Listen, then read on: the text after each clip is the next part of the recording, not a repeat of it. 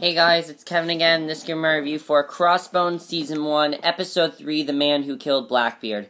Now, listening to that title, I was thinking, is Blackbeard gonna die already in the show? Like, seriously, because I was thinking, would this show really kill off Blackbeard? I was wondering that, because the show was called The Man Who Killed the episode was called The Man Who Killed Blackbeard, so I was thinking, is Blackbeard gonna die? Obviously, Blackbeard did not die. I don't know why I was thinking that. Obviously, he didn't die. However, this episode was probably the best episode of the season, regardless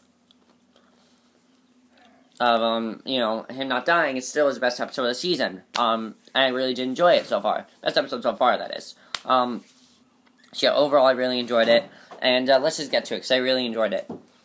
So the Commodore lies in bed troubled. He hears someone calling father, and turns to the side to look for the disembodied voice. Kate and Tom roll in the bed and kiss. He spoons her and says she has to go, and he says it's early. She says she's a slave to the tide and says they need provisions, and without trade, they would starve. He asks where she's going, and she says not too far, a trading post on Arderley Quay that the British don't bother with. He says it's very risky, but she says she's done it 100 times and goes. So the Commodore sits up and hears father again, and then a child scream. We see Nellie come into Rose in pain. She brings Tom in to check on her, and he asks how long she's been in labor. And I really like this scene because, we're seeing that Lowe, he's not a doctor, as we know. So he really doesn't know how to, we know that Tom isn't really a doctor, and he's just been sent there to kill Blackbeard. So it's pretty big there, and this was a very interesting scene. So Rose says too long. She says the girl had a flat stomach and bled. I mean, for someone who's playing for someone who's not really a doctor, pretending to be a doctor, he's actually quite good. So basically, they didn't even know she was pregnant. He says he can feel it, but Nellie says there can't be a baby. He said it's breech, and she groans in pain. He says he can turn it. He says he read about it and says it was a good book. She screams, and he taps Fletch on the arm to let him know who he needs help.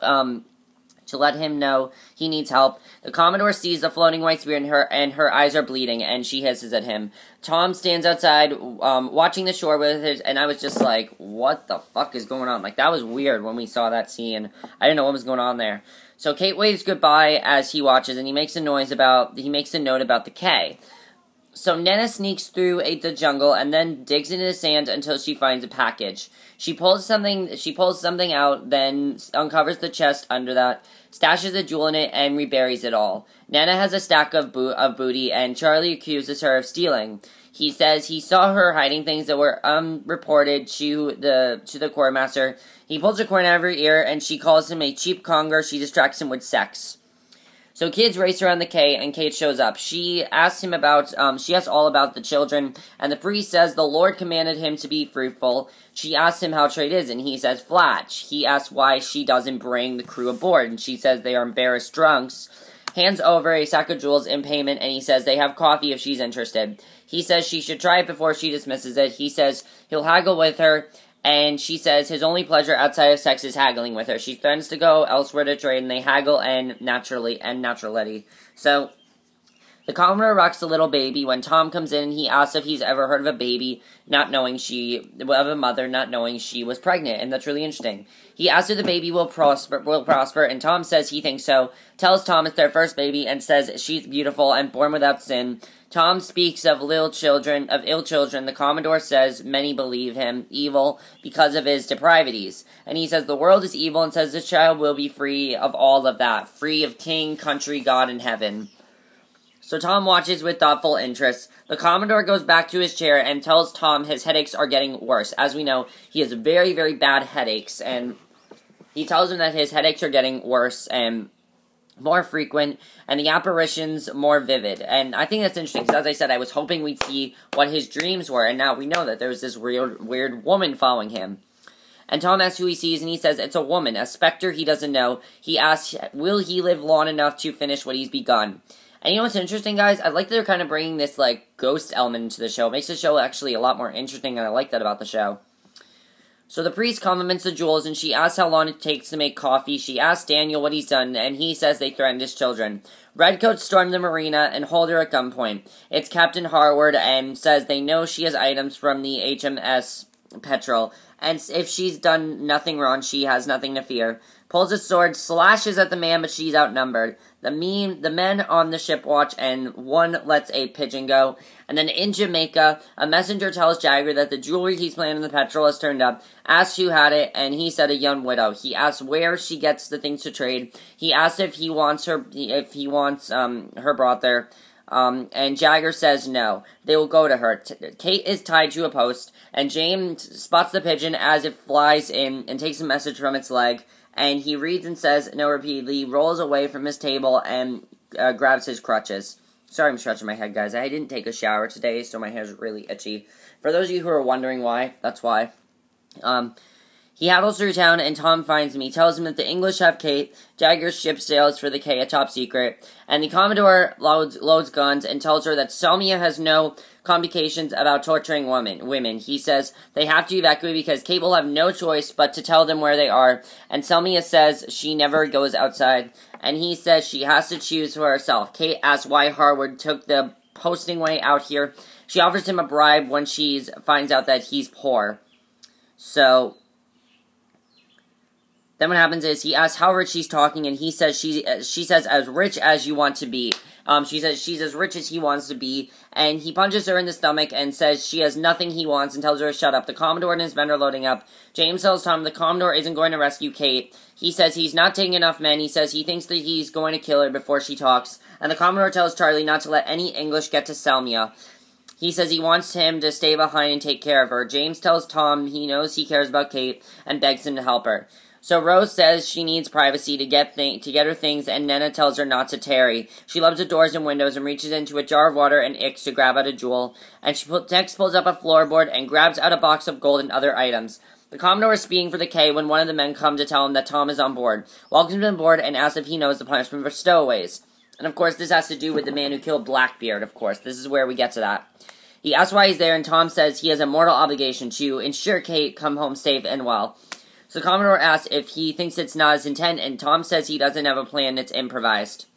So the Commodore says he doesn't know if he's stupid or brilliant, and Tom says he will let him decide. The Commodore says he doesn't have a plan on letting her die, and says he will beat the English there and buy her back. So Nellie rocks the baby when Fletch comes in. He asks how she is and cautions her that others are worried that if the baby cries, she could lead them to her.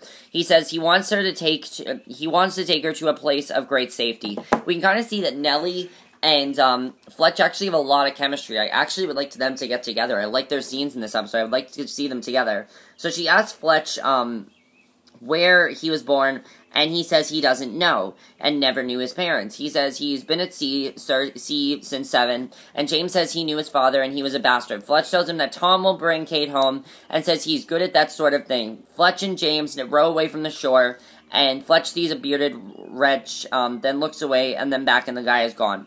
So Selmia asks Charlie why he's not with the Commodore, and he says that he wasn't needed. She says that's nature. That's nature, and he says it is. She says that he loves him, and he says that on the ship he was happy to serve under him, but now all he gets is Bible stories like the prodigal son. He says one son squandered his money and the old man celebrates, but the other son, of course, we know the story of the prodigal son.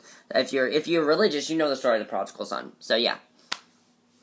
So Kate sits down, now tied to a chair with a black eye on Jagger's ship, and she says she knows he's the governor of Jamaica. He says he was the one that killed Blackbeard, and as the story goes, he says that he told children that after he took his head, he cursed him, and that's why the episode's called Man Who Killed Blackbeard. This guy thinks that he killed Blackbeard. Obviously, he didn't. Blackbeard is hiding out, and that's why he doesn't want, that makes so much sense now. Now it makes sense why Blackbeard does not want to be called Blackbeard. He wants to be called the Commodore, because if he's called Blackbeard, this guy's gonna kill him, because he's gonna realize he didn't kill Blackbeard.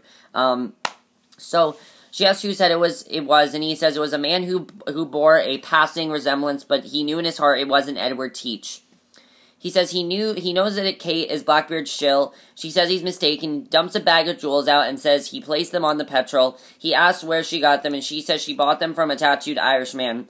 He asks if they do business often. She says she sees him perhaps once a year, and he asks the name of his ship, and she says that the Palatine, and he says there is no ship of that name.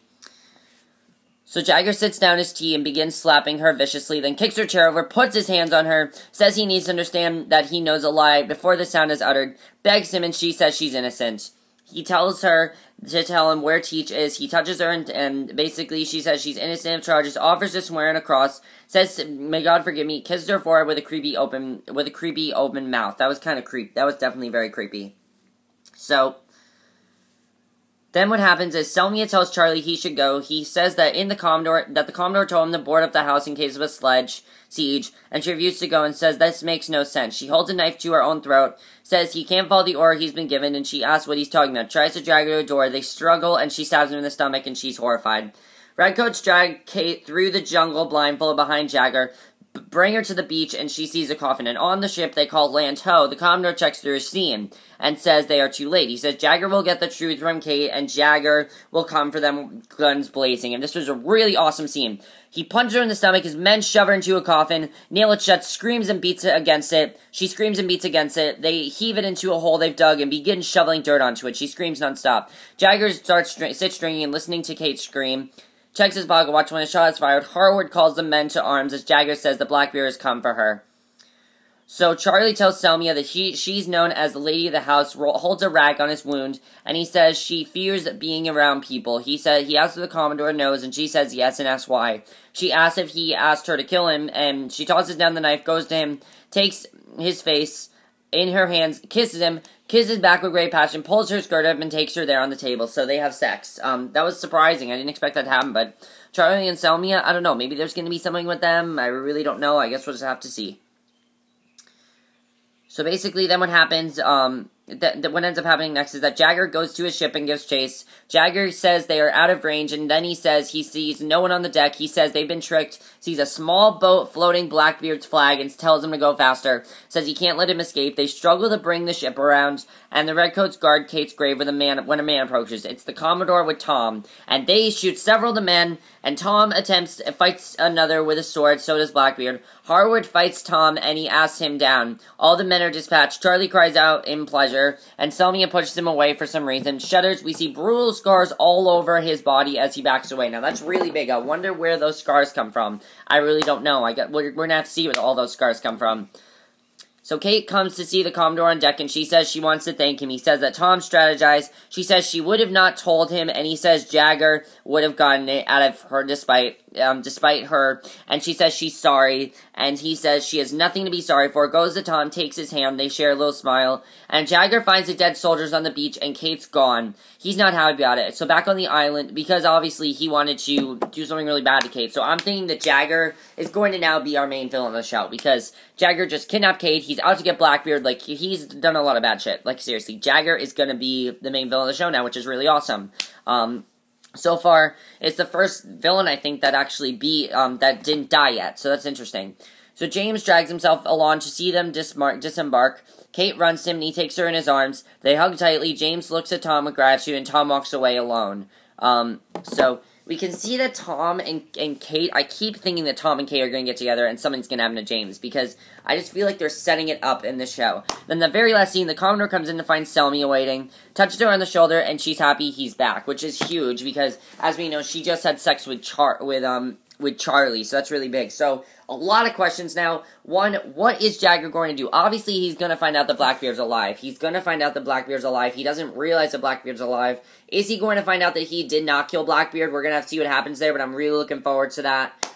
Where did Charlie's scars come from? I'm wondering about that as well. Where did his scars come from? What's going to happen with Selmia and Blackbeard? What's going to happen there? We'll have to see. Do you think something's going to happen between Tom and Kate? I don't know. I feel like something's happening between them. I really don't know what it is, but I have this feeling that something is going to happen between them. Don't ask me what it is. I really don't know. But overall, I'm really enjoying the show. I think this episode was probably the strongest so far. By far the best episode of the season. Really, really intense episode. Absolutely loved it. This is what the show needs to be, and I really hope the show continues to be this good. And you know what, guys? I think I'm going to watch this show live from now on, because I really love the twist in this episode. And the next episode, it's going to be just as good. So that's in my review. I hope you enjoyed it, and I will see you guys in my next video, which will be my review for tonight's episode of Orphan Black. So I'll see you guys for that. The season finale of Orphan Black. So I'll see you guys for that.